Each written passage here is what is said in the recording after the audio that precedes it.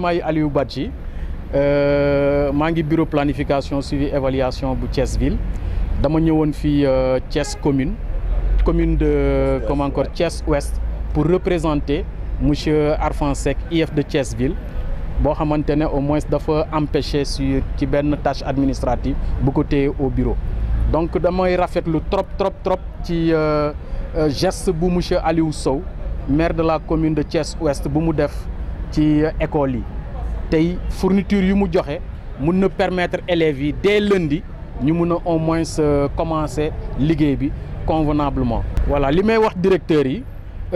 commune de Thiès Ouest dépensé na xaalis bu bëri pour xale yi donc nañu distribuer fourniture yi pour que xale yi mun ci gis seen bopp voilà. c'est madame Dramé Ndeye Ndiémé Sène. oui directrice de l'école élémentaire Ibrahima Jacques Gaye de Somme. dara dañuy gërëm monsieur Aliou Sow parce que fourniture yi ñëw na à temps fi parents yi di xalaatee jënd fourniture inscrire seen doom ak yooyu moom indi na fourniture yi à temps vraiment période bii mu ko indi vraiment ñu ngi koy gërëm di ko remercier parce que non seulement day aider parents mais ñun ñi équipe pédagogique ñu lay gën a aider parce que dina permettre ñu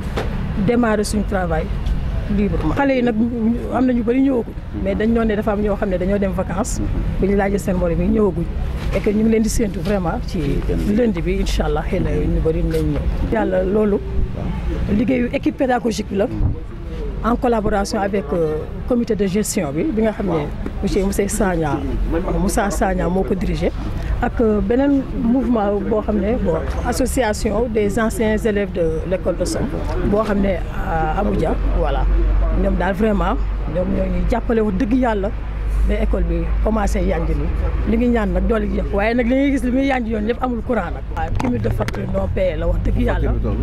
ah cher na de 674 000 la. voilà école Ibrahima Jacques Gaye. voilà mu ngi doon. Safa Sène, je suis le directeur de l'école El Hadj Aliba de l'IEF de Thiès ville. mais njëriñ bi dem ba dina bari lool fourniture lu ñu tuuti danañu soulager parents yi bu baax te yàlla dogal na comme niñ ko waxee fourniture daanañ ko jot ay mois de janvier ou février mais gis nañu maire bi effort yi mu def quand même ba indi ko ci tey le 4 octobre je pense que loolu am solo la d'ailleurs élèves yëpp amaguñu fourniture donc bu ñu ko jotee tey lundi yu joxe ko dana doon lu baax a baax pour parents d'élèves yi dana permettre maîtres yi commencer effectivement liggéey commencer nañu liggéey sax mais lu ci bëri amu nekkuñu ay support papier wala support ci seen cahier yi mais actuellement avec ces cahiers là que les élèves peuvent recevoir déjà lundi dina soulager parents yi dina soulager école et ça dinañ permettre aussi ñu commencer ci quantum horaire bi di entamer en scolaire dans de bonnes conditions yu baax. amul droit wax nañ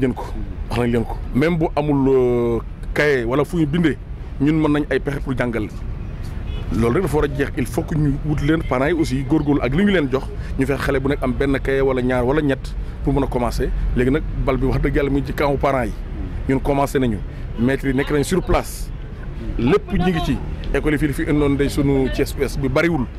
am nañ ay quelques fournitures yu mairie bi joxe parents yi aussi nañu góorgóorlu mottali ci des ñu commencé léegi vraiment lu ci yàqu wala lu ci traîner rek wala lu ci yeex rek vraiment nekkatul ci ñun mairie bi def na lu mu war a def ñun ñu ngi en place parents yi nañu góorgóorlu liggéey bi commencé. dëgg la ba tey malheureusement moom la ñuy gis ci école yi wax dëgg yàlla lu ci ëpp ci élèves moom am nañu kayit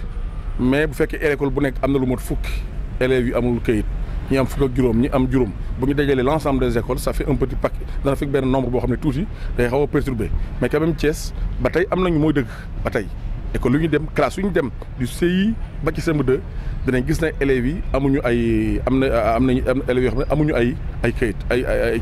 kayitu juddu donc malheureusement ba tey lu am ci dëkk bi la. teel a d'abord interpeller parents yi parce que école amul prérogative wutal kayit. xale bi donc parents yi la ñu war a sensibiliser bu baax mën nañ sax dugal leen école sans ñu am kayit parce que kayit bi warul tere xale bu nekkee âge d'être scolaire bu dugg mais kay bu ñu ko dugalee di ko jàngal temps boobu xale bi toog CI ba CM2 wax dëgg yàlla parents bi war nañ mën a jóg nag pour wutal kayit bi xale bi kayit bi loolu d'abord il faut d'abord ñu sensibiliser parents yi ba pare nekk ci tous les jours tous les ans ñu nekk ci maanaam avec cette situation là maanaam peut-être dana ba fii ak ñi am quelques années maanaam affaire wàññeeku loolu. dund ak marché bi moom dañu dem sax ma miin ko léegi parce que man mii côté boobu laa jàngee ci école Ranérou Sud 1 bu nekk Thierno Siré fa laa jàngee mais boobu nag marché bi xawoon na sori tuuti école yi mais léegi aussi xam marché dafay yokku chaque jour mu yokk benn centimètre dem nañ ba léegi marché yi dugg nañ carrément ci biir école bi léegi nag problème insécurité am na loolu moom vraiment ànd bi neexoon na mënuñu ko force waaye fi ñu toll nii il faut que ñu jéem a dépasser loolu xool nuñ mën a fagaroo pour danger bañ a am caati ñëw parce que bu ñu ko nee nii mën na nag vraiment une bombe boo xam ne bii lu ne mën na fa am. kaaraange mën na fa am maintenant il faut que ñu fexe nu ñu anticiper autorité war nañ ci xalaat. ak directeur d'école yi ak comité de gestion yi ak association parents d'élèves yi ak autorités yi préfet ak yu mel ñu xool nan lañ mën a def pour trouver des solutions ci cohabitation bi nekkaay parce que bu continuer nii tañ dem ba duñ ko mën téyeti problème la bu ñuy fexe di négocier ak léegi mais li mënul continuer il faut ñu xool nu ñu mën a def maanaam bu ñu toogee waxtaan ci benn table xalaat réfléchir war nañ mën ay trouver des solutions yoo xam ne dina mën a yàgg lool. danañ tëj école yi bu ñu duggee danañ tëj école mais école aussi mënuñu ko tëj toujours parce que l'école doit être ouverte un tout petit peu à la société te xale la lu ñu ko tëj mën a rocceeku génn mën a tëb mur daanu loolu donc du viable. école bi dafa war a ubbeeku tout en se fermant à des moments ñi jàng école dafa war a ubbeeku aussi ci société bi te bu ñu ubbeeku lu néew xale mën na jaar génn def leen donc école bi tëj bi toujours maanaam du régler problème bi waaw donc il faut une juste mesure entre période yi ñuy liggéey période de pointe yi ñu xaw a tëju tuuti période yoo xam ne école bi milieu bi dañu war a dugg si xale yi génn ñeen yi génn période bu aussi ñu ubbeeku mais tout en assurant maintenant la sécurité par des moyens yoo xam ne peut-être mën nañu ko imaginer je pense que loolu moo ci moo nekk problème délocalisation école yi c'est un réel problème parce que école dañu implanté wu ci milieu yi ñuy war a nekk boo leen yóbboo feneen population bi day am problème donc il faut ñu réfléchir rek ñu xool ni ñu mën a nekke ni ñu mën a yemalee marché bi mais yan dispositif la ñu mën a jël pour que ñoom ñaar ñëpp nekk fa parce que aussi soxla nañu marché. Voilà, Ibrahima Bokoum, premier adjoint au maire de la commune de Thiès-Ouest, président de la commission éducation. Tout à fait, merci encore. Il va falloir d'abord se féliciter du rapprochement de la distribution parce qu'il est de tradition dans nos communes et autres collectivités territoriales que la distribution des fournitures se fasse un mois après l'ouverture. Cette année, nous avons voulu, et Dieu merci, nous avons voulu véritablement rapprocher la distribution, mais surtout se féliciter de la diligence des autorités qui nous ont permis d'avoir nos fournitures à temps pour que la distribution se fasse dans de bonnes conditions. Il est vrai cependant que l'enveloppe prévue pour l'achat des fournitures cette année a été réduite.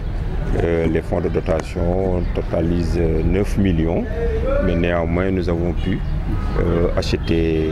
beaucoup d'intrants. Et aujourd'hui, je pense que les enseignants, tout comme les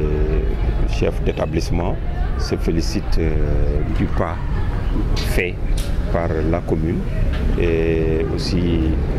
en même temps aussi, il y a la représentation avec l'IEF, Arfan Sec, à qui nous souhaitons la bienvenue dans la commune, mais surtout dans le territoire communal. On a 18, mais cette année on a augmenté la répartition en y ajoutant surtout ce qu'on appelle les classes préparatoires à l'élémentaire. C'est une sorte de classe préparatoire préscolaire. En même temps aussi il y a la case des tout petits, de grand standing, et Yacine Boubou en tant que préscolaire, ce qui nous fait un lot de 25 établissements à qui nous avons tant soit peu réussi à accorder un lot d'intrants afin d'avoir une bonne rentrée des classes. C'est toujours un message de félicitations et d'encouragement parce que depuis plus d'une dizaine d'années, nous caracolons en tête et ce résultat-là, c'est tout à fait bénéfique et pour l'IEF et pour l'ensemble du corps pédagogique, les enseignants en tête créants, mais surtout, mais aussi se féliciter de l'apport de la commune qui, même avec des moyens un peu réduits, parvient à consolider ça et que les enseignants traduisent véritablement en résultat. Bon, c'est-à-dire que présentement, nous, en tout cas au niveau de la commune de Thiès-Ouest, on prend toujours les devants. C'est-à-dire qu'on sensibilise et les directeurs et les élèves, surtout les populations qui sont concernées par de telles situations. Et avec l'aide du tribunal de grandes instances, avec le président du tribunal surtout, Khalifa Babacar Sissou, vraiment qui manifeste un égard important à l'endroit des populations qui sont sous ce problème-là. Mais véritablement, nous sommes en train de chercher des solutions. Parce que, quoi qu'on puisse dire, ce n'est pas les audiences foraines qui peuvent régler le problème. Oui, c'est que les populations doivent prendre le taureau par les cornes et essayer tant soit peu d'aller faire ce qu'on appelle une déclaration de naissance. Même si elle est tardive, il y a des papiers à donner. Mais ne pas faire comme ce que font pratiquement nos parents un peu qui sont dans les villages et autres, attendre que l'enfant soit dans une année d'examen pour pouvoir lui chercher un papier ou un état civil. Là, c'est un peu compliqué. Mais en tout cas, au niveau de la commune de Thiès-Ouest, on est en train de se battre avec les autorités compétentes afin de solutionner ce problème.